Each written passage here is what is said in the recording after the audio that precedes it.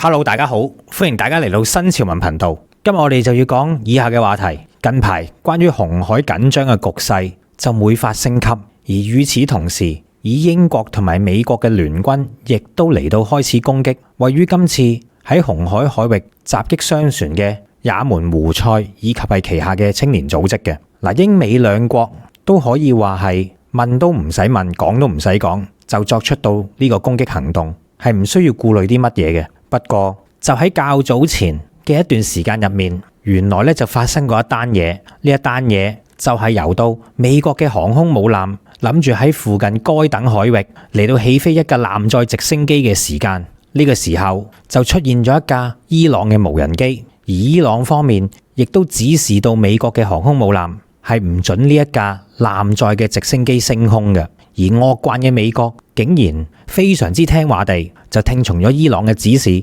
原本呢架艦載直升機都準備起飛噶啦，點不知咧就真係乖乖地咁樣停翻喺甲板上面，飛都唔夠膽飛。咁點解伊朗佢做得到呢？如果放眼全世界嚟講，相信都冇幾多個國家可以有咁嘅能耐，要美軍聽從佢嘅指示嘅。究竟係因為啲乜嘢原因？伊朗背後嘅實力又有幾強呢？轉頭翻嚟，我哋就會嚟到講下呢一個話題嘅。大家好，歡迎嚟到新潮文嘅頻道，我係你哋嘅主持郭正彤。今日有單新聞呢，就係最近喺國際媒體都鬧得熱烘烘嘅，唔係中美鬥爭，反而係中英嘅鬥爭。事源就係喺民間嘅層面上邊，有一隊中國人嘅拍攝隊要喺英國嘅倫敦拍攝一啲紀錄片嘅時候，適逢喺倫敦嘅火車站大堂呢，就有一位鋼琴手喺嗰度亦都直播緊，然之後咧就將呢堆中國人嘅拍攝團隊呢，亦都喺直播嘅過程裏面拍埋佢哋。佢哋表示到佢哋唔想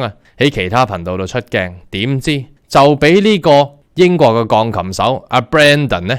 就惡言相向，侮辱佢哋嘅民族，亦都侮辱佢哋嘅國旗，而甚至踩到去我哋國家合法嘅執政黨添。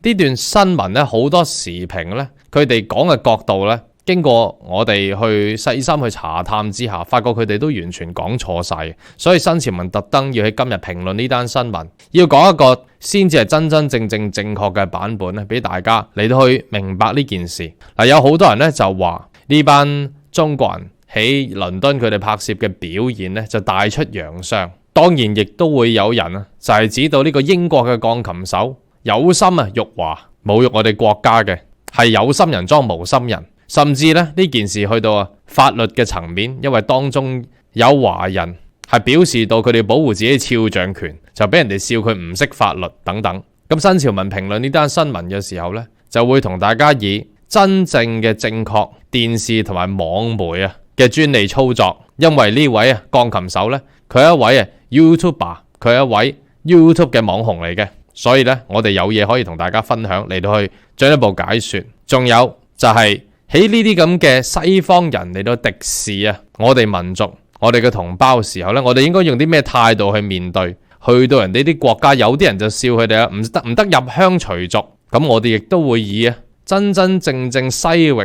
英國又好、美國又好，佢哋呢啲文化嚟到解釋，應該係點樣睇佢哋嘅社會，同埋點樣應對呢啲惡意嘅挑釁。而除此之外呢，亦都會就住呢啲咁嘅敵視我哋中華文化嘅呢啲藝術家，同埋而家英國嘅情況，一一引用呢嚟到去進行分析嘅。所以今集係會包含埋點樣去反咬呢啲惡意挑釁、揶揄諷刺嘅心得分享嘅。喺節目開始之前，先做少少呼籲先。新潮文喺嚟緊2月25號至到3月8號，為期13日嘅東北哈爾濱冰雪之旅加俄羅斯嘅呢個旅程呢，就正在接受報名當中。有興趣嘅朋友就可以 WhatsApp 過去+85268287447，去到揾潘小姐報名嘅。而關於今次嘅行程重點，我亦都會喺呢條片最尾嘅10分鐘入面為到大家介紹嘅。咁大家呢，可以睇完呢條片之後再 WhatsApp 過去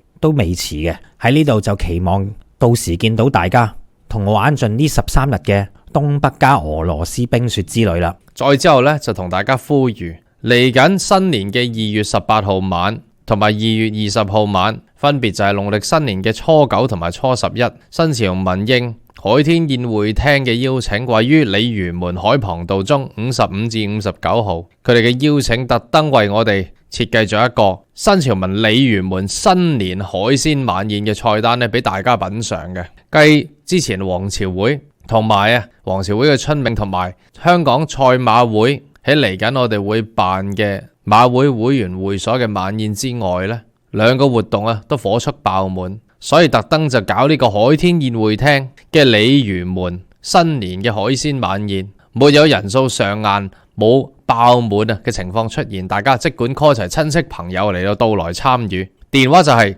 +85268920128，再講多次+85268920128。WhatsApp 用文字嚟到去進行報名同埋訂位嘅事宜，每一位價錢呢就係550蚊一位，大眾化嘅價錢，菜單亦都非常之精彩，唔會令到大家失望。就係食鯉魚門嘅特色，有呢個黃金嘅焗新鮮海中蝦啦，有呢個慢煮機燒大連鮑魚，有龍躉兩味，有龍躉炒球同埋龍躉紅燒頭腩，仲有澳洲芝士焗龍蝦伊麵底，跟住仲有金蒜銀絲蒸大圓貝。肉食方面有佢哋海鮮宴會廳嘅極品燒鵝，有佢哋嘅魚加湯菜，有上湯浸郊外時菜，海天炒飯作主食，椰汁桂花糕同埋果盤做甜品嚟到結尾。新年初9同埋初11、18號同埋20號，期待見到大家。再講多次，電話係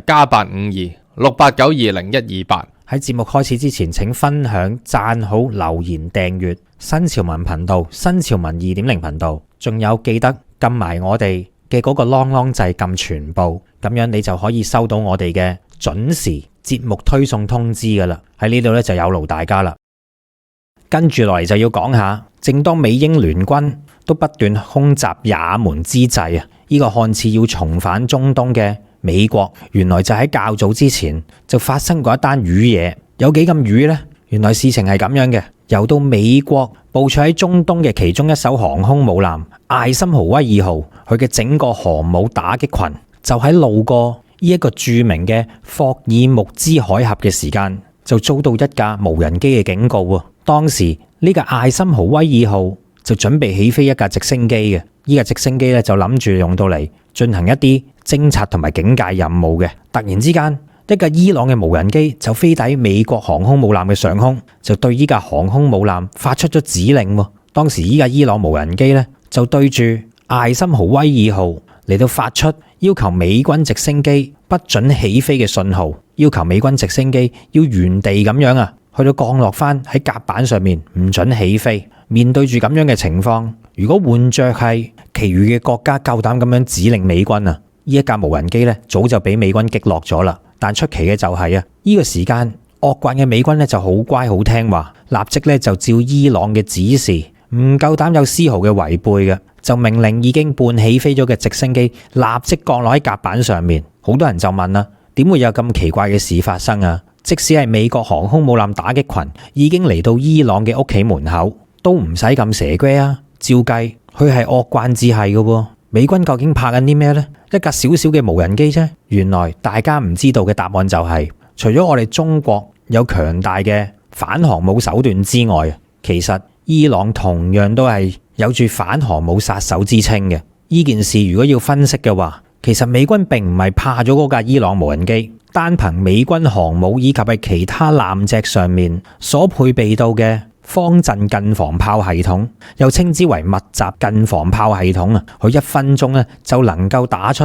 超過3000發嘅炮彈嘅。當依架伊朗無人機飛到咁近嘅時候，其實憑住密集陣咁高速嘅射速，要擊落一架伊朗無人機咧，其實係非常之輕鬆不過嘅。所以有啲分析就話到美軍會驚依架伊朗無人機會對佢作出空襲行動，所以美軍直升機先唔夠膽起飛嘅呢個講法呢係錯誤嘅。要擊落依架伊朗無人機，只需要彈指之間，美軍航母就能夠做得到噶啦。咁究竟美軍怕嘅係咩呢？其實真正令到美軍怕嘅，反而係伊朗手上面嘅反艦導彈。根據資料顯示，當時美國嘅艾森豪威爾號航母所處嘅水域就正係非常之著名嘅霍爾木茲海峽嘅。關於呢個海峽，伊朗可以話到係擁有絕對嘅控制權嘅。事關霍爾木茲海峽係一個好窄嘅水域嚟嘅，喺呢度咧就擺翻幅圖俾大家睇下。霍爾木茲海峽佢嘅闊度大約只有55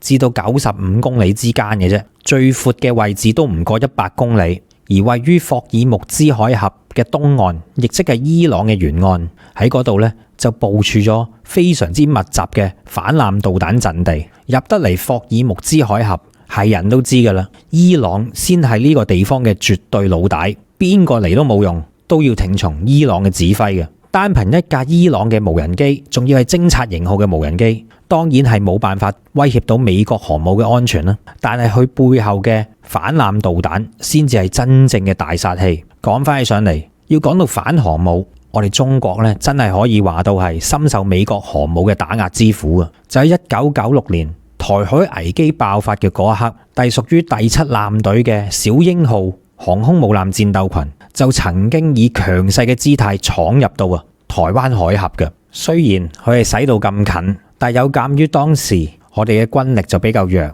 能夠同到美軍航母上面嘅戰鬥機作戰嘅飛機，喺當時嚟講呢，我哋國家只係得20幾架，屬於第3代嘅蘇27型戰鬥機係可以能夠與之一搏嘅啫。而其餘絕大部分嘅飛機都係屬於標準嘅第2代飛機，亦即係殲7型嘅戰鬥機同埋殲8型嘅戰鬥機，都係難以同到美軍航母相抗衡嘅。結果喺嗰一次接近30年前，我哋吃咗呢個大虧，從此中國就忍辱負重，臥薪嘗膽嚟到鑽研喺反航母方面，就研究出獨步世界嘅唔同類型先進導彈，例如係東風21D 型嘅反艦彈道導彈，其後仲有射程更加遠嘅東風26型反艦彈道導彈，之後咧又有更加先進嘅東風17型高超音速導彈。當然最新嘅就仲有可以由艦載以及係空射型嘅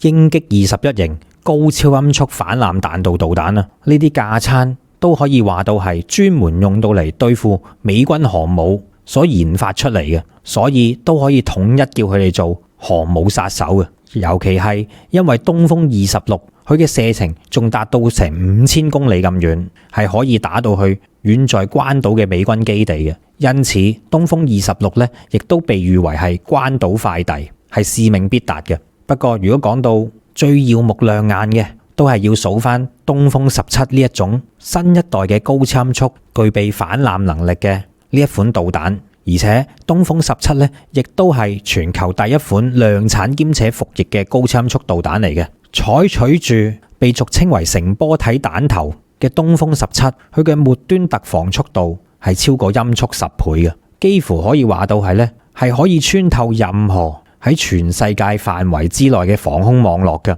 俄羅斯嘅匕首高超音速導彈就曾經喺俄烏戰場上面被攔截，原因無他嘅，我喺其他節目都講過啦，就係因為匕首高超音速導彈佢唔算係一款真正意義上嘅高超音速導彈。喺好多畫面同埋研究顯示，俄羅斯嘅匕首高超音速導彈佢嘅末端速度咧大概只有音速3倍多少少啫，咁樣嘅性能同埋速度係唔符合成為真正高超音速武器嘅最低標準嘅，因為最低嘅高超音速武器都起碼要超過音速5倍嘅。但係我哋嘅東風17就係貨真價實嘅高超音速導彈，佢嘅末端突防速度頭先講咗啦，係有成音速10倍咁快嘅，亦即係比起匕首高超音速導彈嚟講呢，係佢嘅3倍速度或者以上。嗱，即使係音速3倍嘅導彈都好啊，喺俄烏戰場上面嘅攔截率都唔係咁高嘅啫。不過如果打中啲普通嘅地面建築物，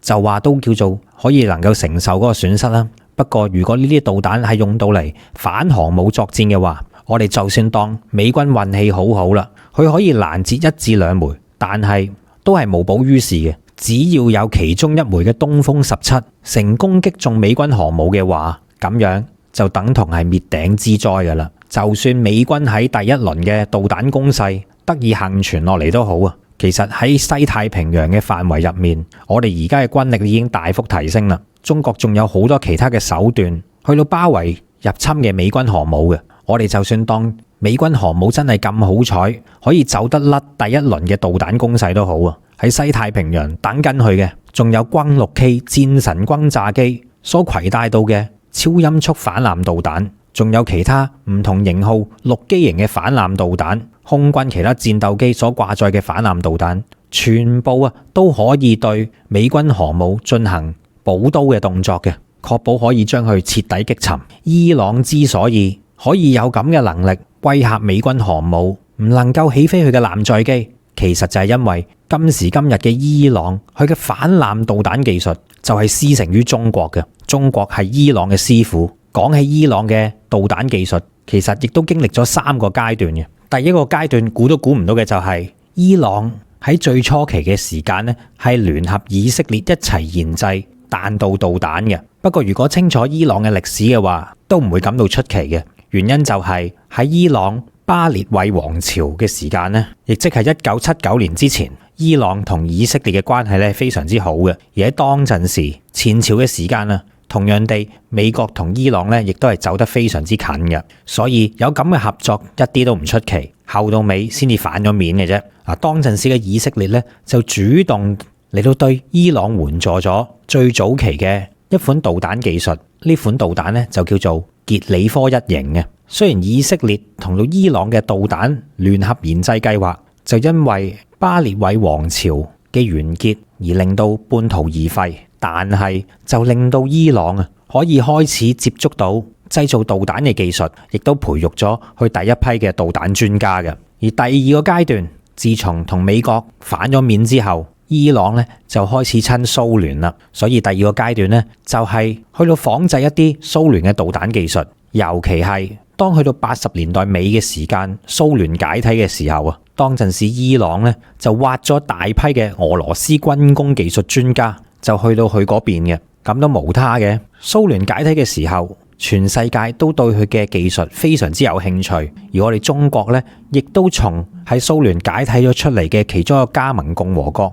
烏克蘭嗰度嚟到挖咗近萬名嘅軍工科技專家。撇開而家嘅烏克蘭同中國嘅關係，其實當陣時呢一批近萬名嘅烏克蘭軍工科技專家，亦都令到中國嘅軍工技術係得以突飛猛進嘅。尤其係喺發動機嘅領域方面，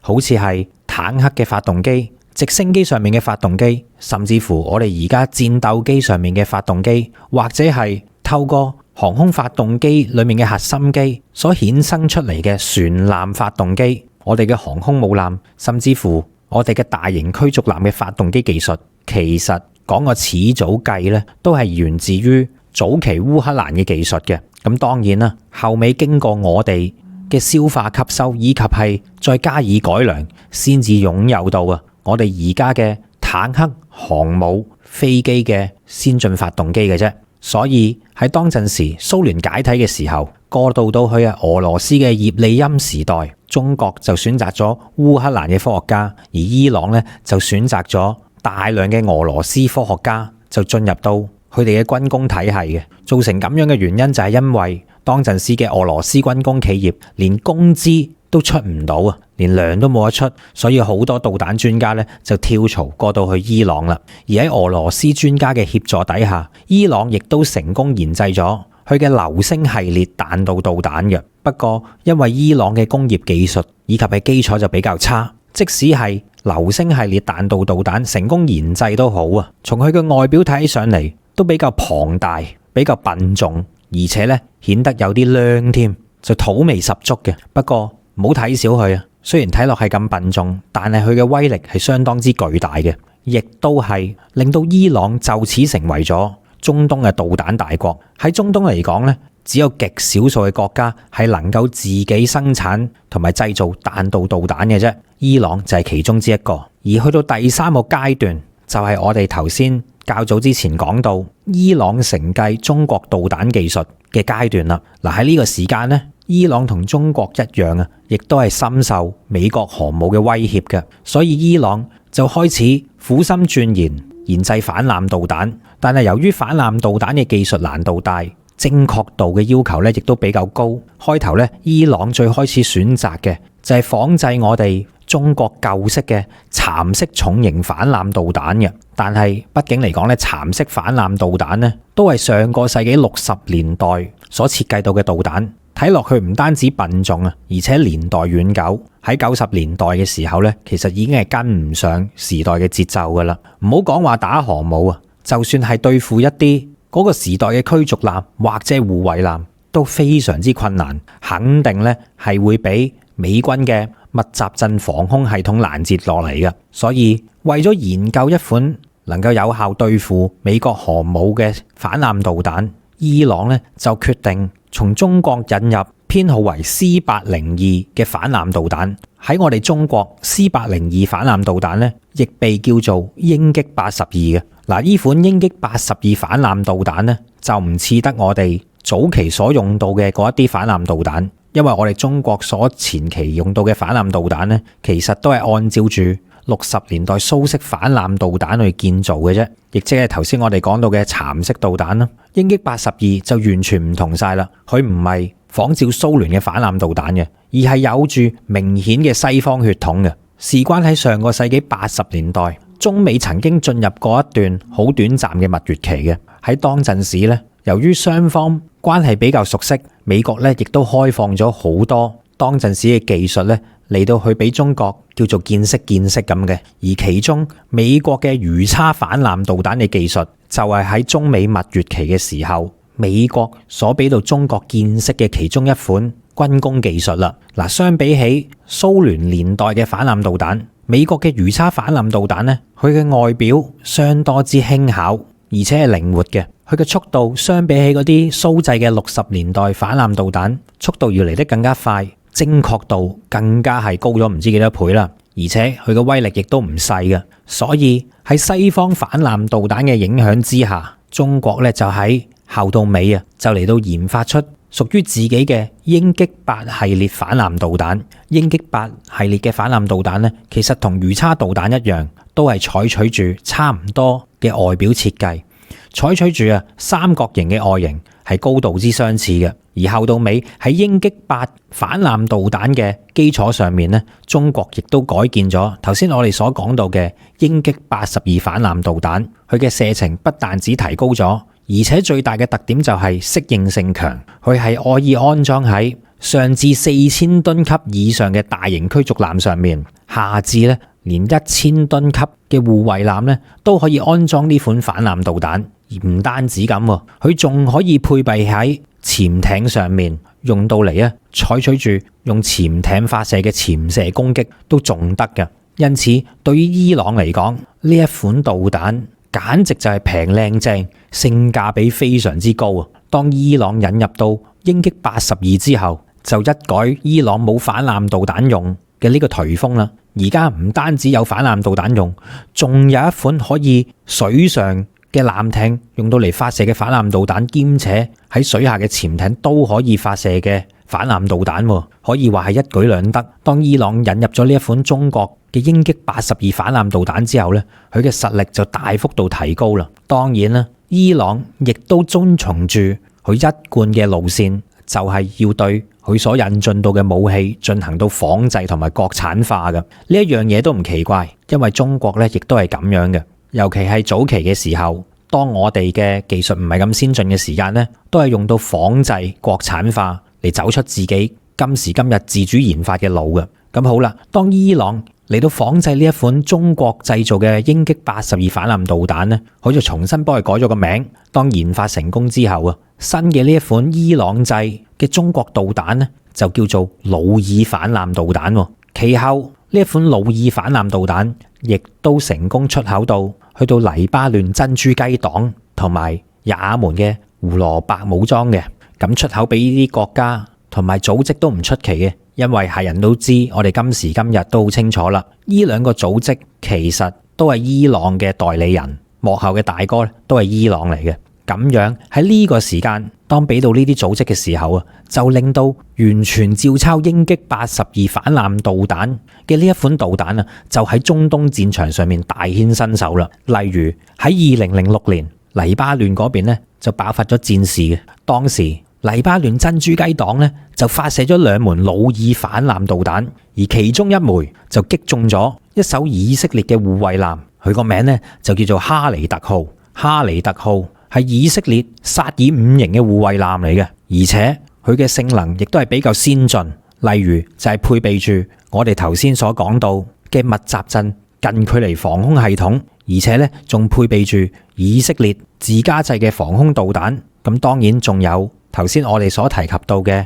魚叉反艦導彈啦，因為呢一款以色列嘅護衛艦咧係一款標準配備住西方武裝嘅護衛艦嚟㗎。不過即使係咁樣都好啊，即使係有密集陣防空系統以及係以色列防空導彈加持都好啊，伊朗版嘅鷹擊82咧亦都係順利擊中其中一艘嘅以色列護衛艦，而另外一枚咧仲擊中咗隨行嘅以色列商船嘅，發射2枚嘅導彈，全部都命中目標，佢嘅命中率咧可以話係100% 嘅。好啦，喺10年之後，2016年也門嗰邊咧亦都爆發咗戰事喎，當陣時也門嘅胡塞亦都發射咗魯爾導彈嚟到擊沉咗一艘阿聯酋嘅武裝運輸艦嘅。而1年之後，2017年胡塞咧又再次發射一枚魯爾導彈，精確咁樣擊沉咗沙特嘅一艘護衛艦。再過多一年，2018年又係胡塞喎，胡塞當時咧就發射咗2枚魯爾導彈，亦都再次擊沉咗一艘阿聯酋嘅護衛艦。憑住呢啲戰績，可以話到仿製中國 C802 嘅魯爾導彈咧係幾乎百發百中嘅，亦都令到呢一款中國技術嘅導彈聲名大噪，成為咗鎮守霍爾木茲海峽嘅定海神針。不過去到今日，如果用到呢一種導彈技術呢，其實已經係威脅唔到美軍航母噶啦。美軍航母嘅層次就絕對比之前我哋所提及到嘅中東國家嘅海軍係要強幾級嘅。咁憑乜嘢美國要聽伊朗嘅無人機指示，唔夠膽起飛佢嘅艦載機呢？原來去到今時今日，伊朗已經掌握咗喺呢個年代炙手可熱嘅高超音速導彈技術啦。唔講猶自可喎，唔知係咪有咁啱得咁巧？睇翻伊朗嘅高超音速導彈，佢嘅外形其實都係同東風17一樣，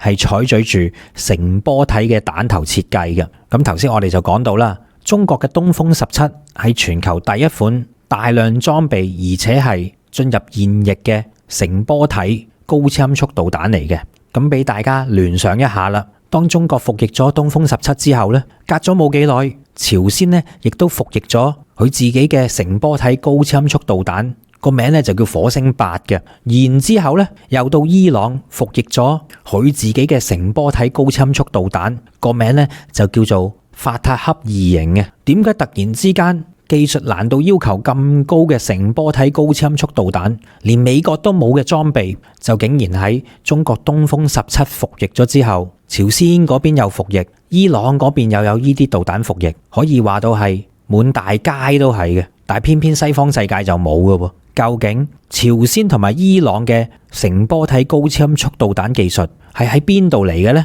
係師承於邊個嘅呢？嗱，說話就唔好講到咁實啦。關於呢一點，肯定係軍事機密啦。我哋係無從得知真正嘅來源嘅。不過醒目嘅觀眾應該都會諗到，朝鮮同埋伊朗嘅高超音速導彈技術究竟係邊個俾佢，定係還是佢自己研究嘅呢？相信呢個答案就只有留待翻時間嘅流逝就可以俾到我哋噶啦。不過姑勿論點樣講都好，總之而家伊朗有到呢啲成波體嘅高超音速導彈，就肯定能夠威脅到美國嘅航空母艦戰鬥群，而且係令到佢哋非常之忌憚嘅。因為美軍好清楚，萬一伊朗向到去發射呢一款高超音速導彈嘅時間啊，任憑美軍航空母艦戰鬥群三頭六臂去到盡力攔截，都總會走漏一兩發打中佢嘅美軍航母嘅。因此美軍咪咁聽話咯。如果唔係，佢睬你都傻啊！有時身體係最誠實嘅，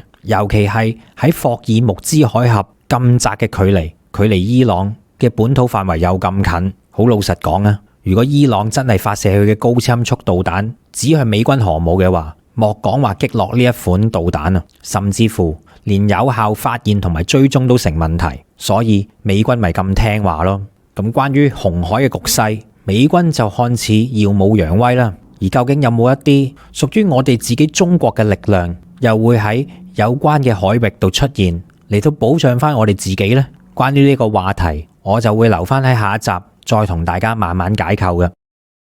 再之後為大家報道一單咧喺國際咧就鬧得熱烘烘嘅一間民間嘅有糾紛同埋摩擦嘅新聞。呢個糾紛呢，就唔係中美大戰，就變咗中英大戰。嗱，呢個關於呢單新聞呢，如果知道嘅人呢，你都不妨咧聽一聽我哋新潮文嘅報道同埋版本，因為我哋要藉住呢個機會糾正一啲坊間呢，就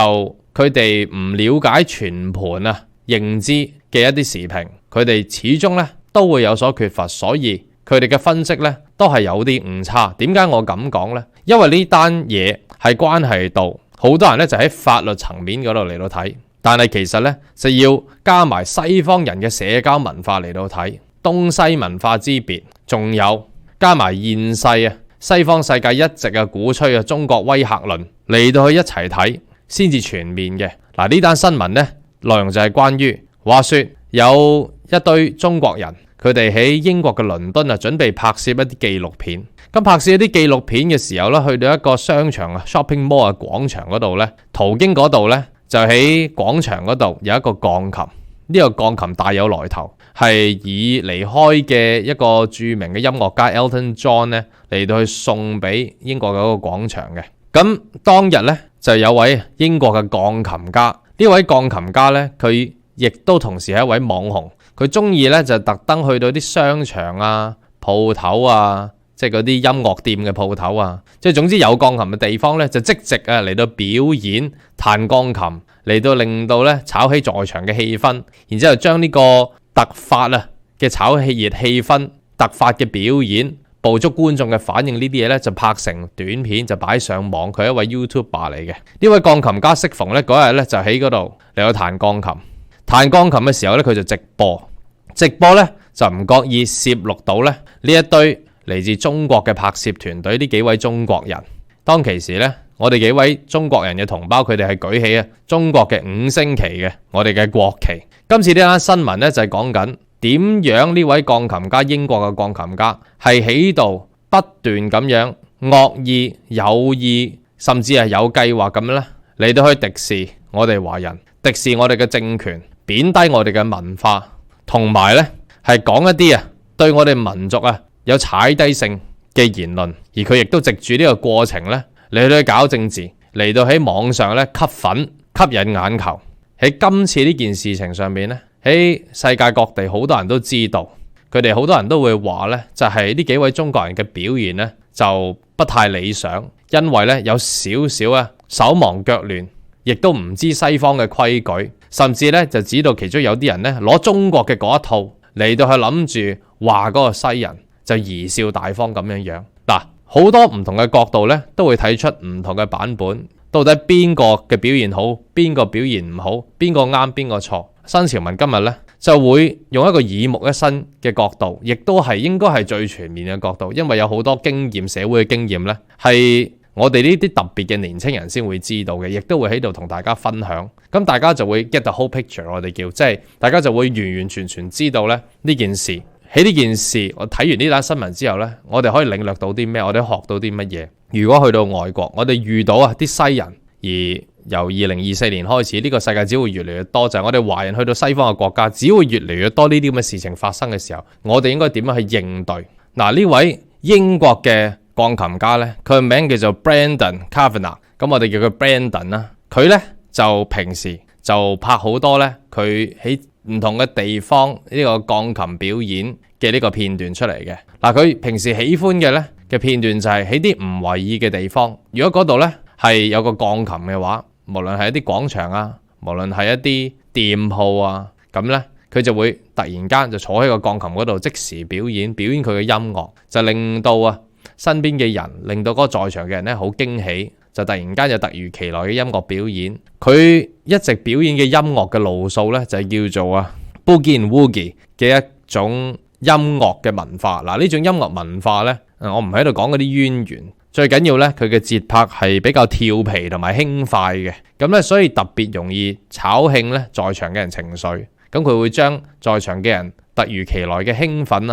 驚喜嘅表情呢，就會攝錄喺佢啲片段裏邊，就會變成呢佢嘅 YouTube 製作啦。佢係有心為之，佢有心呢，就係明知道你一班華人喺度嘅時候呢，就特登直播攝錄到佢哋嘅時候呢，就藉住呢單嘢打蛇隨棍上嚟到推上去政治層面上邊，敵視中國嘅層面上邊呢，嚟到去站邊吸引眼球，嚟到去呢自命正義之師，就呢特登喺度好似拍緊條片嚟到喺度驅魔咁樣。嗱，同大家講一講嗰個過程，可能大家呢好多人呢睇咗個片段呢都有你哋嘅睇法，但係且容我將呢個片段表面上面嘅過程呢講一次，同埋亦都講下背後嘅背景，同埋咧背後啲人嘅行為同心意呢，大家就會進一步明白。話說呢位 Brandon 喺度突然間喺廣場嗰度彈鋼琴，亦都直播緊自己彈鋼琴嘅時候呢，就攝錄到呢幾位中國人嘅拍攝團隊。嗱，呢幾位中國人嘅拍攝團隊咧，去到倫敦嗰度呢，嗰個火車站大堂嗰度，其實佢哋係拍攝緊一啲佢哋自己嘅應該係類似新聞紀錄片之類咁樣嘅嘢嘅，即係佢哋自己都係拍攝緊。咁當佢哋發覺自己呢係喺人哋嘅直播度出現咗嘅時候呢，咁佢哋就喺度思考應唔應該容許呢件事發生呢？未幾佢哋就發覺呢，就係原來呢個 Brandon Kavanagh 呢係一位出名喺網上面嘅彈鋼琴網紅嚟嘅。咁佢嘅訂閱呢就有200萬咁多，咁所以呢都係一個大眾嘅傳媒會睇到喺 YouTube 嗰度，所以佢哋發覺咧呢樣嘢同佢哋拍攝嘅有利益衝突，佢哋走過去同呢位鋼琴家講，就係話可唔可以唔拍佢哋啊？因為呢，佢哋覺得唔想佢哋嘅聲音同埋影像呢就俾錄咗出嚟呢，因為咁樣呢會影響到佢哋嘅利益嘅咁樣。有部分嘅人呢唔想喺其他台度出現，咁點知呢位 Brandon 呢就打蛇隨棍上，開始佢發動佢嘅敵視同埋侮辱性嘅攻勢啦。佢首先就對住呢班華人不停咁就問佢哋，明知佢哋係中國人，因為佢哋舉晒中國旗嘅，就話你哋係咪日本人嚟㗎？係咪日本人嚟㗎？咁樣佢係有心用輕佻嘅語氣嚟到咁講。然之後呢，佢呢就特登去彈奏一啲音樂嘅時候呢，就叫佢哋喂跳舞啊，好嘛？佢唔係有禮貌地請佢哋跳舞，佢呢係其實就係特登去彈啲音樂呢嚟到去問你識唔識跳舞啊？咁樣想我哋中國人呢中一樣嘢叫 compliance， 即係話佢講一樣嘢我哋就照做，咁我哋喺社交品位上面呢就輸咗1分咁樣。嗱，呢啲係佢哋嘅社交文化嘅博弈嚟嘅。咁佢彈嘅係咩音樂呢？就係一首叫做清倉哈字嘅嘢。嗱，呢啲咁嘅清倉清倉 wang wang 呢啲呢，呢啲音呢係永遠佢哋嗰啲西人好中意攞嚟揶揄我哋中國嘅語言。呢啲音樂佢一彈得出嚟嘅時候呢，就係有敵視成分嘅。咁但係呢，有個別嘅媒體因為抄咗西方嘅媒體呢，就形容到呢件事就係嗰個人好好奇咁樣，唔知道佢哋係咪中國人，所以問佢哋係咪日本人，又話呢特登彈啲歌輕快嘅歌嚟到請佢哋跳舞。如果佢哋覺得呢啲歌係敵視華人嘅話，係佢哋自己民族敏感啫咁樣。嗱，呢啲媒體呢，有啲係甚至官媒，有啲係半官方嘅媒體，佢哋呢就係抄咗外國嘅媒體而咁樣寫嘅，所以佢哋都不知就裡，佢哋都完全係錯。當呢位鋼琴家被請佢唔好直播，唔好影到佢哋嘅時候呢，嗰個人就話唔係嘅，呢個地方呢係公眾地方。呢度唔係中國嚟嘅，所以你唔可以叫我做啲乜就做啲乜。如果我拍你哋嘅話，我係咪會得罪中國政府咁樣？令到呢嗰個走過去要求佢唔好拍攝佢哋聲音同埋影像團隊之一，中國團隊之一嘅人呢，就唔知點樣去應對，就話可能啦，我唔知咁樣。好明顯呢，中國嘅拍攝團隊佢哋班人係冇預冇準備到呢，有人會用民族挑釁性去敵視佢哋。佢哋係冇準備到呢啲事情發生，所以佢當堂唔知點去應對。然之後呢，嗰個人越講呢就越激動，就話冇啊，呢度呢係英國嚟嘅，我哋呢就可以公眾地方可以拍攝嘅，呢度唔係中國，唔係共產嘅地方我哋有咁嘅自由可能你哋冇啦，類似啲咁嘅說話。咁其中一位人呢，佢係手揸住中國國旗嘅時候呢，咁嗰個人呢，其實就係想用輕視性嘅手勢呢嚟到指到佢揸住支國旗，就搣佢嘅國旗去喐2下咁樣，就話你呢支呢係咪共產主義嘅旗嚟㗎咁樣？咁到底呢個 Brandon 係真係氣憤啦，定係其實佢打蛇隨棍上地嚟到去想博眼球呢，我哋亦都可以進一步分析佢嘅動機。因為如果話佢係一個大英國主義，佢純粹係一時衝動嘅敵視呢，咁其實呢就唔啱嘅。因為佢事後呢係藉住呢樣嘢不停咁拍相關嘅片段嚟到去博 view 喺 YouTube 嗰度。嗱，佢今次呢個直播片段呢，呢個嗌一嗌交呢個片段呢，就已經成功為佢到目前為止有800萬嘅觀看率啦，令到佢個台大量咁樣嚟到帶動佢嘅收視率。佢事後呢，亦都不停咁打住呢個政治牌，就話佢喺個廣場度得到完完全全嘅勝利，呢個係自由民主嘅勝利咁樣樣。又話呢，就嗱，而家呢，佢就要着呢個小熊維尼嘅 T-shirt。嗱，小熊維尼呢就係迪士尼一個卡通人物，西方人呢經常用小熊維尼呢嚟到去揶揄我哋國家嘅主席，仲話呢，佢要着啲 T-shirt 呢有啲 number， 呢啲 number 呢就係89年再加埋一個日子就係呢個中間個月份初4咁樣樣。嗱，恕我呢4個字唔可以一次過咁讀晒出嚟，因為油管比較敏感。但係好明顯呢個人呢，就係唔係當其時呢純粹氣憤一時衝動，佢係好享受呢講啲敵視我哋中國同埋政權同埋敵視我哋環境狀況嘅言論嚟到吸引眼球嘅。佢係好清楚自己想站邊嚟到去攞受眾嘅。被人詬病嘅就係甚至好多華人我哋嘅同胞睇到呢段片段嘅時候呢，就指到中國人嘅團隊喺人哋嘅地方拍攝，就唔了解人哋嘅情況，就所以呢貽笑大方，亦都唔知點應對，而且仲話當中有啲人呢，就成個叛國樣出晒嚟咁樣樣。點解會有咁嘅言論呢？就首先我要講佢哋嘅表現呢，佢哋點應對當日呢位白人鋼琴家佢嘅行為呢？喺話俾大家聽之前呢，需要話俾大家聽就係呢堆嚟自中國嘅拍攝團隊，佢哋呢係冇準備嘅，佢哋係單純嘅，佢哋係冇遇到俾人哋咁樣挑釁，亦都唔知點去應對。咁所以佢哋呢喺當下突如其來呢，佢哋嘅表現係輸咗，因為呢啲係有心人裝無心人。所以呢，喺咁嘅前設底下呢，我就同大家慢慢解釋啦。首先呢，其實喺當日嘅情況，佢哋馬上呢就係叫咗呢個英國嘅警察過去調停，咁亦都同警察呢清楚咁交代點解佢哋呢希望嗰個人停止直播、停止影佢哋，或者呢將個直播拉下架嘅原因呢，係因為有呢個利益嘅衝突、利益嘅問題。咁警察呢亦都走咗過去，同呢位鋼琴手講，阿 Brandon 講呢，就係話嗱，呢班係中國嘅拍攝團隊嚟嘅，佢哋唔希望你影到佢，因為呢係涉及金錢嘅問題。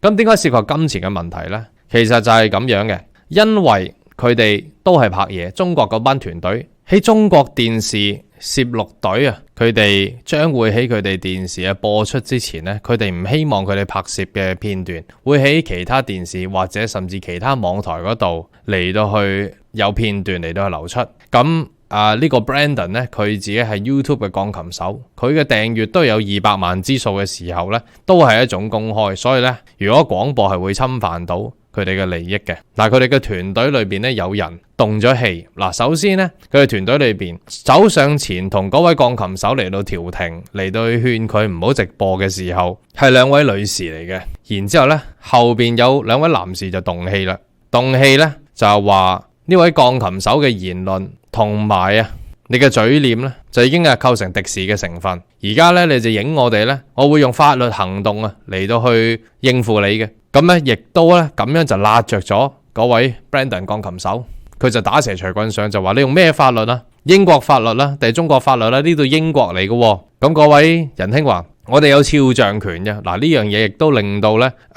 即係廣大嘅網民同埋呢個世界嘅評論呢，就幫唔到佢，因為喺英國係冇肖像權，啲人呢就話佢冇見識。但其實真係要喺度講，佢純粹呢就係準備不足，因為佢冇遇到有啲突如其來嘅挑釁，佢哋亦都冇呢個文化，我哋中國人亦都冇呢個文化呢去練呢方面嘅揶揄、諷刺同埋挑釁嘅呢個社交嘅技巧。咁所以佢就動咗氣。咁佢另一個動氣嘅地方呢，就係嗰位 Brandon 好不敬咁樣嚟到去揾隻手搞嗰位女士嘅國旗嘅時候，即係揸住佢嚟揚兩下，話你揸住中國國旗咁樣嘅時候呢，嗰位男士亦都動氣，就話你唔好掂佢啊，你 do not touch her 咁樣。咁啲人就話佢過分衝動，人哋都冇掂佢，人哋講嘢嘅時候講緊支國旗啫嘛咁樣。咁其實呢就好明顯，就係表示咧佢壓不住自己嘅動氣同埋衝動，因為佢面對呢啲挑釁咧沉不住氣，而且方寸大亂。跟住咧最後咧就係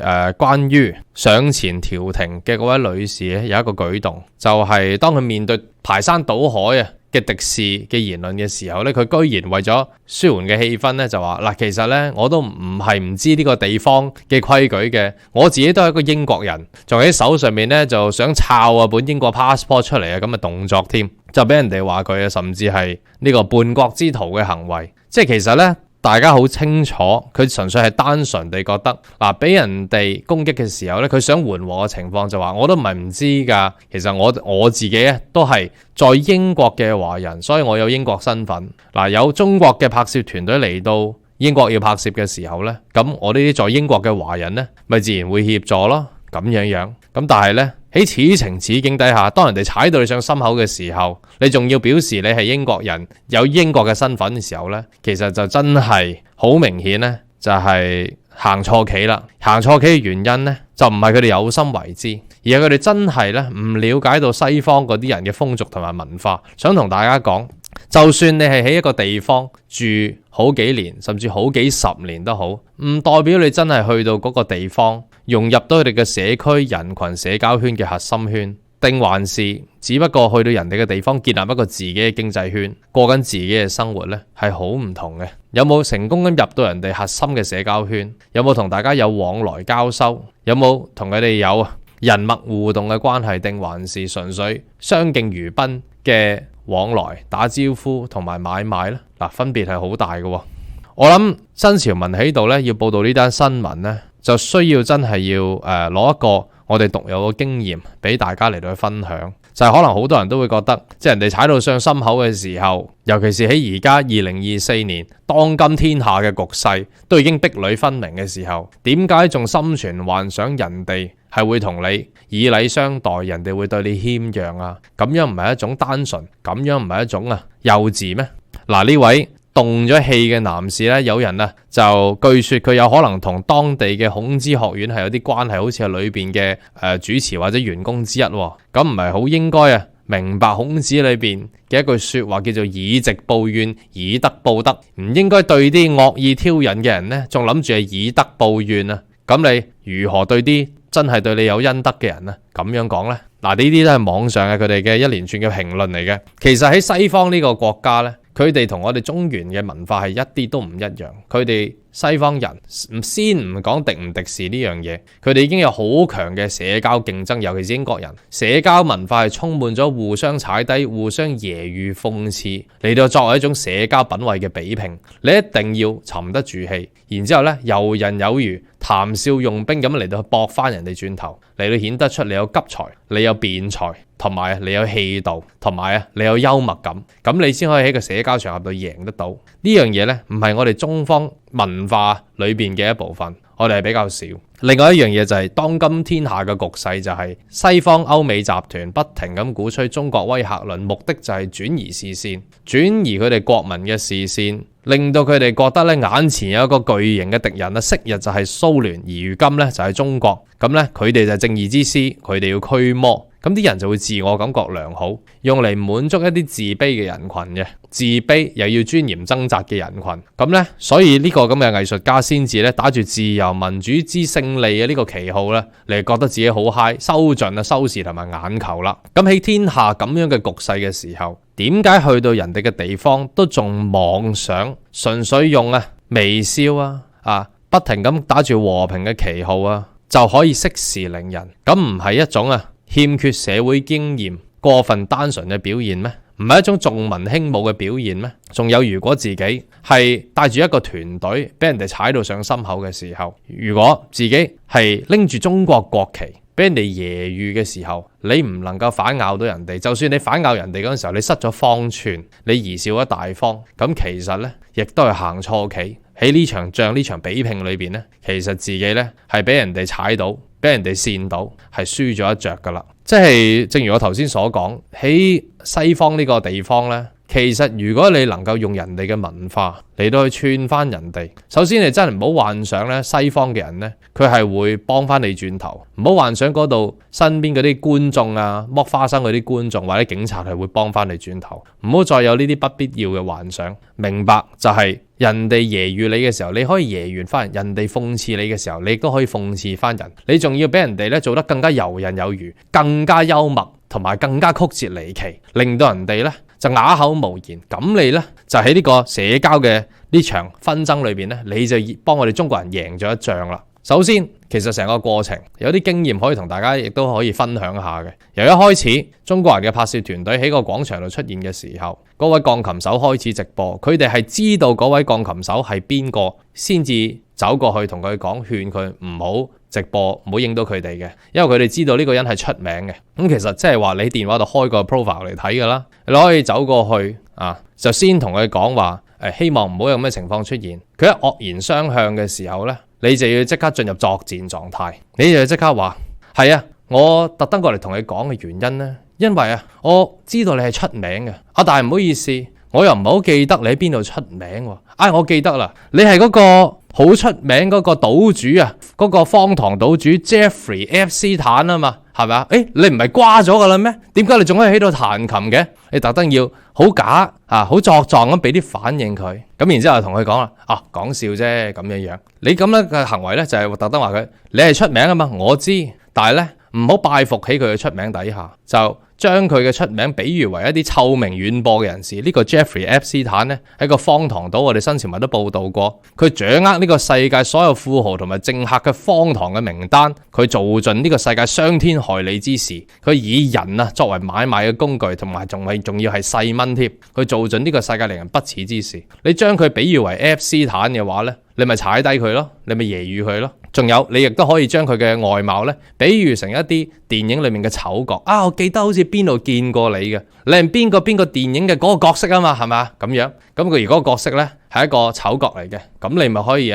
即係串到佢咯。跟住咧你話冇講笑啫，係嘛？我知係鋼琴家，係我係睇咗你個 profile 先至走過嚟，因為我哋拍攝。咁既然佢唔配合嘅話咧，你又串多佢幾下啦。一打開，大家其實只要一打開呢個 Brandon Kavanagh 嘅 profile 一睇嘅時候咧，佢今年就57歲，你可以即刻俾個反應話，你57歲？哇，你點睇啊？都似75歲多啲喎。喂，我老豆75歲啊，佢樣仲後生過你。唔好意思，講笑啫，係嘛？你知啦，我哋中國人係嘛？我哋中國人 We Chinese we don't age like you。我哋中國人特別襟擺嘅，唔似你西人特別老嘅咁樣。咁咪攞我哋中國人嘅優勢嚟到串佢哋咯。嗱，呢啲叫社交文化裏邊咧嘅針鋒相對同埋諷刺。佢哋英國咧就特別多呢種文化嘅。呢種文化甚至喺議會上邊嗰個執政黨同埋在野黨嗰邊咧，喺議會上邊咧，你估佢哋真係論證？佢哋都係咁樣互串嘅啫。跟住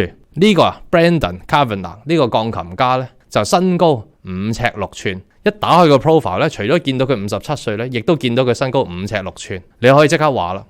你身高5尺6寸，標準身形喎，標準嘅西方女性高度咁樣5尺6寸咧就係 average 嘅西方嘅 woman's height。所以咧，你咁樣咧又可以串佢一下啦，因為打開個 profile 見到呢啲嘢啊嘛。而佢所玩嘅音樂咧就係一種叫做Boogie Woogie 嘅一種音樂。呢種音樂嘅風格咧就比較調皮，比較輕快。咁呢個係佢嘅賣點嚟嘅。咁你就可以話啦，唔怪得你要玩呢隻音樂啦。No wonder you're trying to so hard to be hip。難怪你咁用力，要顯得自己好調皮、好輕快啦。因為如果唔係咁真係所有人都唔覺意你存在真係 People won't even realize you exist at all。又係串佢其貌不揚同埋身高矮。基本上咧喺一個往來嗰度咧，頭嗰下人哋一個惡言雙向諷刺，話你係咪日本人彈嗰啲咁嘅敵視華人嘅音樂嘅時候咧，你已經馬上進入作戰狀態，應該一連珠咁樣嚟到串翻佢轉頭。跟住咧就話講下笑啫，介紹你識中國嘅拍攝團隊。你好，我叫 Harry， 佢叫 Meghan 即係嗰位男士動氣啊嘛，咪懶有風度咁介紹咯。我叫 Harry， 佢叫 Meghan。Harry 同 Meghan 即係咩意思？Harry 同 Meghan 咧就係佢哋英國皇室雕盡佢哋皇室面嘅一對 couple 嚟嘅。Harry 王子就娶咗個 Meghan 美國嘅女子，佢哋不但止咧就離開咗英國嘅皇室去到美國嗰度，仲要咧問翻皇室攞錢，話皇室點解唔寄錢去養佢哋？但係去到美國嗰度咧，就又不停咁爆皇室嘅醜聞啊，嚟到去收盡眼球，嚟到去想圖利。呢兩個人咧，簡直係英國之恥嚟嘅。所以咧，淨係平平無奇嘅一個介紹啊，其實你都可以潤到佢哋粒聲都冇嘅，咪串嗰位英國嘅鋼琴手咯，係嘛？介紹你，我係 Harry， 佢叫 Meghan。咁佢一聽就知你唔係叫 Harry， 嗰位女士亦唔係叫 Meghan， 一聽就知你潤緊佢啦。但係佢唔知點應對喎，因為你講緊佢哋嘅國恥出嚟，咁啊又串佢一下啦。俾着我嘅話呢，我會打蛇隨棍上咁一句接一句，我就會話啦，係我哋係中國版嘅 Harry 同埋 Meghan 啊。But one thing we won't do， 有一樣嘢我哋唔會做嘅呢，就係背祖忘宗數翻我哋自己國家嘅，咁啊串到佢一動都冇，因為 Harry 同埋 Meghan 就係出賣皇室，講啲衰嘢嚟到去博同情、吸引眼球，嚟到去拗錢㗎嘛。咁就算嗰個人喐手喐腳你都唔使動氣嘅，難道佢會真係對人嘅身嚟到有重創咩？嗰個人你睇下佢個款，佢攞住支國旗問呢支係咩旗嚟㗎？咁嘅時候，呢支係咪共產主義旗啦？咁你咪即刻串佢咯。呢支旗咧有5粒星即係我哋中國咧閒閒地有5個領域咧都係超越你哋 outdone outsmart 你哋嘅 country 嘅，即刻串佢哋咯，係啊，求其數5個領域出嚟啦，造車、造船、鋼鐵、戰機、航母，我哋身為中國人咧要即刻隨便都要數到5樣我哋中國嘅優勢出嚟，如果唔係出到去人哋嘅國家，去到人哋嘅國家，你點帶翻人哋啊？你又可以咁講噶，呢支旗咧代表咧我哋係會照顧所有人嘅，起碼咧我哋嘅學校就唔需要派呢個2手衫同埋食物券，嗱就係串佢哋英國而家嘅情況啦。因為而家英國嘅情況咧就係9成嘅學校係真嘅，9成嘅學校都派緊食物券同埋2手衫俾嗰啲學生，因為佢英國嘅通脹同埋佢哋嘅窮人指數真係好多啊嘛。嗱，我哋新潮文之前報道過，所以你去到人哋嘅國家，你出得去呢個世界，你一定有國際視野，你一定要好清楚唔同地方嘅時事政局情況。如果唔係人哋串你嗰陣時候，你都唔知點樣駁翻人哋。一句話，你知係咪共產主義旗嚟㗎？如果我唔刪直播嘅時候呢，係咪會得罪你哋國家嘅政府啊？跟住你就唔知點應對，你就啞口無言咯。咁咪即係你備戰咯，係嘛？咁亦都缺乏準備咯。喺我哋中國嘅文化呢，我哋就冇教呢啲嘢嘅。但係咧，呢啲嘢就係我哋呢班年青人，我哋去過外國，同埋我哋喺外國呢，唔係中國人過中國人嘅生活，佢哋有外國人過佢哋生活，我哋係真係融入佢哋嘅圈子，要同佢哋圈子博弈，要喺社交嘅場合裏面咧爭取品位。咁而真係話俾大家聽咧，就係如果你能夠串贏人哋嘅話咧，人哋反而係更加欣賞你，人哋係唔敢咧唔尊敬你。而意外驚喜咧就係人哋有時可能會揾你幫忙，有好嘢會益你，有呢個生意網路甚至會為你開闢咗好多當地嘅異性緣添。呢啲就係呢個喜出望外嘅驚喜嚟嘅，但係亦都代表咗人哋嘅國家文化係咁樣。其實你入鄉真係應該隨俗，應該了解呢啲嘢，而唔應該揾自己舒服嘅嗰一套嚟到去人哋嘅國家嗰度嚟到去用，希望人哋配合。咁呢啲西人呢，你串到佢最後呢，就係睇下邊個沉不住氣，邊個反面。嗱，啲西人最後反面嗰句呢，就往往都係話你哋呢班中國人你 go back to your own country 咁樣，你翻返去你自己國家。佢去到最後呢，冇嘢好駁呢。唔夠你串就係用呢句噶啦，咁你亦都可以再串佢一下。你可以話係我哋準備走噶啦 ，after 我哋買起你個國家之後，我哋就會走噶啦。嗱，所講緊嘅呢，就係大量嘅中國嘅資金同埋財團喺英國度不停買田、買地、買屋、買樓同埋買企業、買工廠呢啲咁嘅嘢，同埋買技術呢啲咁嘅嘢，導致佢哋英國嘅國家要用國家安全法嚟到禁止中國嘅資金嚟到喺英國進行收購。所以呢，你有幾樣嘢可以串佢哋。你可以話係我哋買乾買淨呢啲嘢，我哋就會走啊。你應該咧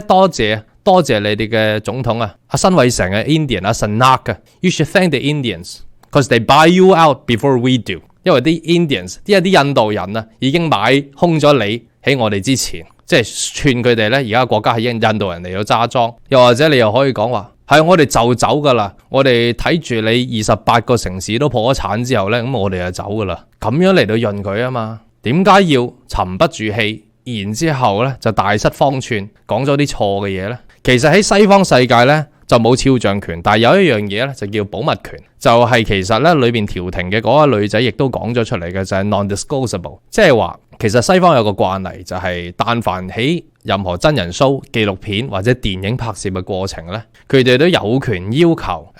在場嘅人呢唔好將嗰啲片段嚟到去外流，因為如果嗱你自己收藏可以，但係如果呢一外流擺上去社交平台、擺上去 YouTube， 更加電視新聞係唔可以亂咁播添啦。有權呢就進行法律途徑嘅，呢個法律途徑呢，就係你首先你要揸住你所拍攝嘅嗰個劇本同埋一個過程嘅 royalty 先，然之後你可以走去嗰個社交平台，例如話 YouTube 咁咧進行申請，就話嗱，我哋已經係有呢個擁有權噶啦，所以任何人如果透露咗我哋嘅拍攝過程出嚟咧，請 YouTube 嚟到嚴正執法，嚟到去 ban 咗佢哋片段。咁當然啦，YouTube 會唔會配合又係一回事啦。咁其實你作為一個中國拍攝團隊去到西方，亦都要預算到人哋會唔會合作，人哋嗰啲平台會唔會合作嚟到保護你嘅呢個保密權噶嘛？其實呢啲嘢你拍攝之前應該預到噶嘛，你唔應該覺得自己走去同人哋講兩句，人哋就會收姜，係冇可能噶嘛。仲有一樣嘢呢，就係可以你有咗呢個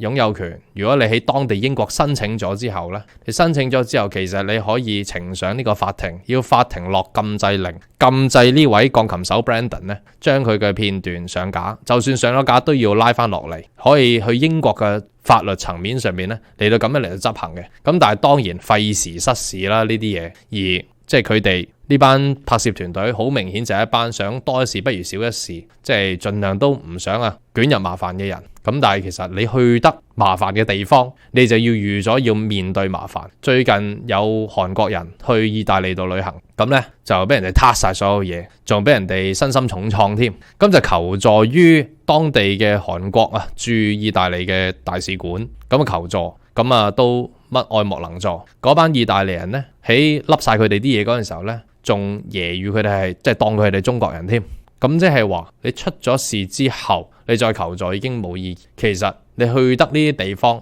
英國就出晒名呢，就係你半夜三更拎住部電話，你唔好周街走。如果唔係身上總會多幾個窿嘅。意大利呢，就係你一抽二楞嘅話，你都小心啲，因為必定俾人哋搶走嘅。即係呢啲地方已經出晒名，係有呢啲 reputation 喺度嘅時候，如果你唔預咗呢啲嘢會發生，而去到嗰度做自己想做嘅事，咁其實唔係淨係單純咁簡單，淨係唔對自己同埋唔對自己團隊負責任嘅表現咯。嗱，所以淨係呢樣嘢呢，就係去到英國嗰邊啲黃人呢，佢哋一世都唔會領略得到，因為佢哋一世都係外人，都係俾人哋揸乾揸淨，利用完就劈。最近呢，就好多黃人呢，喺 BNO 嗰啲喺英國撈唔掂嘅新聞就出晒嚟，就指到佢哋先都唔先下，生活好困難好艱難。因為大家知香港如果都最近跌到咁凍嘅時候，英國嘅情況咧就更加嚴重嘅，物價漲、糧漲、能源漲，生活苦不堪言。有單新聞就係咧，有一家人喺英國嗰度，有個送貨員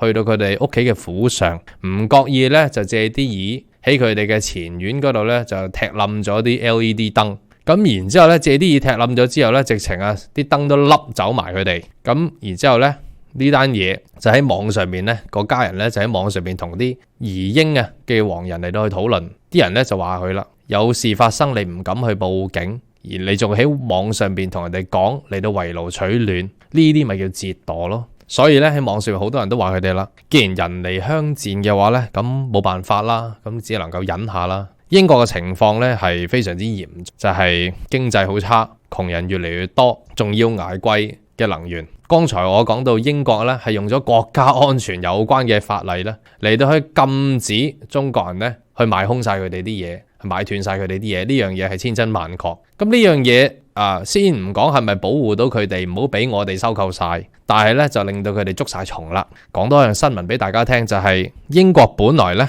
其實自從2007年嗰陣時候咧就有個 Hinkley Point C 嘅呢個核電廠嘅一個計劃，當其時呢個Point C 核電站嘅 CEO 阿 Vincent 咧，仲誇下海口講，嗱而家就2007年，只要成功嘅建造到呢個 Hinkley Point C 嘅核電站嘅話咧，去到2017年大家就可以用呢個核電嚟到去燒火雞噶啦。喺聖誕同 Thanksgiving 嗰陣時候，咁點知2017年咧就冇晒聲氣，去到如今咧呢個計劃咧甚至要擱置。因為咧已經嚴重超支同埋嚴重嘅延誤。根據現在目前最新嘅消息咧，其實就呢個計劃本來就係喺2015年，中國啊，我哋中國嘅核電技術公司呢個中廣核 CGN 同埋法國嘅法國電力一齊啊嚟到去成就啊呢個英國嘅核電廠計劃嘅，但係就係因為英國嗰啲保護性嗰啲國家安全呢，就導致我哋中廣核呢就唔玩啦。中廣核唔玩嘅時候呢，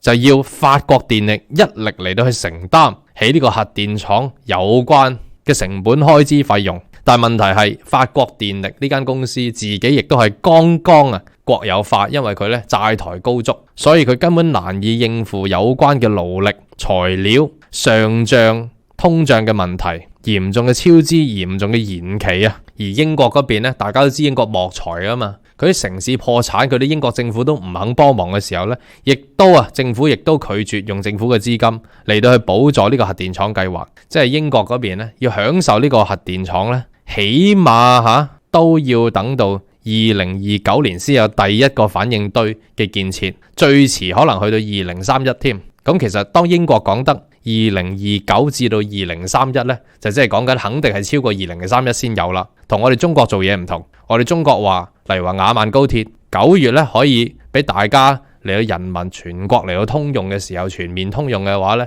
少少延誤10月就開始。但係9月嗰陣時候咧，係講緊最快嘅。英國咧就一定嗰個最慢，最慢咧就2031，然之後仲要延期多1-2年。呢個就係佢哋西方嘅慣例同計劃，即係咧起碼2031之前，英國人咧都唔可以享受到核電呢樣嘢，享受到潔淨能源、碳中和，得到我哋中國技術嘅加持呢樣嘢咧，佢哋就無福消受啦。所以嗰啲什麼可以享用核電嚟到火雞，佢哋而家咧仲要捱緊嚴重非常之貴嘅 Russian gas， 又或者咧嚴重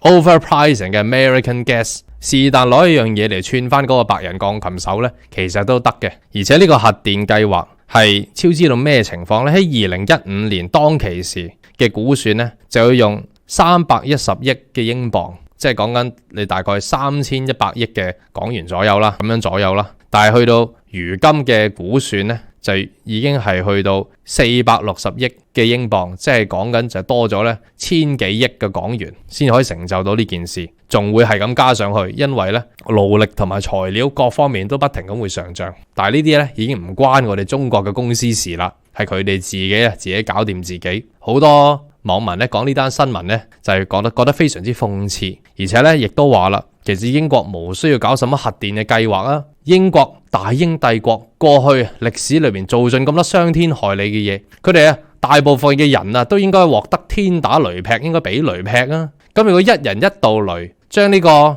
發電機嚟個帶喺身上邊，攞咗天雷之力匯聚一齊嘅話呢，都夠佢哋用好多年噶啲電力。咁呢啲嘅網民呢，就特登揶揄英國人一番啦。咁希望呢，揶揄英國人呢啲情況唔好淨係喺網上兜口兜面喺英國嘅土地上面喺佢哋面前咁樣講，咁就為之 very good 啦。我今日嘅分享呢，就嚟到呢度。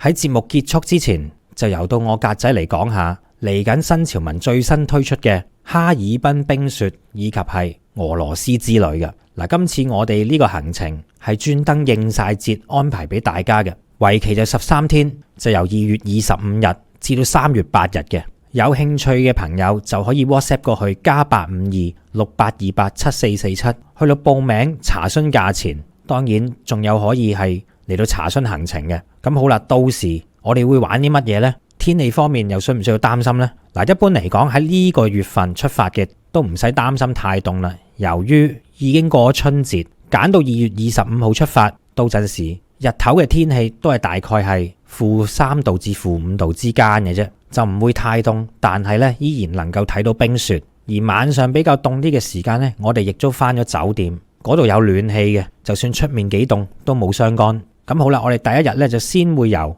香港嗰度直飛過去大連，然之後再由大連嗰度咧乘搭高鐵，就會去到今年萬眾矚目嘅哈爾濱。喺休息完一晚之後呢，我哋就會去到松花江嘅觀光索道嚟到欣賞一下結咗冰嘅松花江，究竟佢有幾靚。之後呢，我哋就會去到太陽島雪雕，欣賞一下鬼斧神工嘅雪雕，佢嘅造型以及係結構究竟係點樣嘅。然之後呢，我哋就會去到非常之火爆嘅哈爾濱冰雪大世界。太陽島呢就睇雪雕，呢度呢就睇冰雕嘅。相信大家睇新聞都見過呢啲圖片噶啦。之後第3日呢，我哋就會去到同樣都係有好靚雪景嘅中歐式建築伏爾加莊園嗰度嘅。然之後去到第4天，我哋就會去到曾經喺日軍侵華期間喺哈爾濱嗰度就做過一單駭人聽聞嘅事。呢個就係著名嘅731歷史博物館。喺玩之餘，我哋亦都不忘呢一段歷史嘅。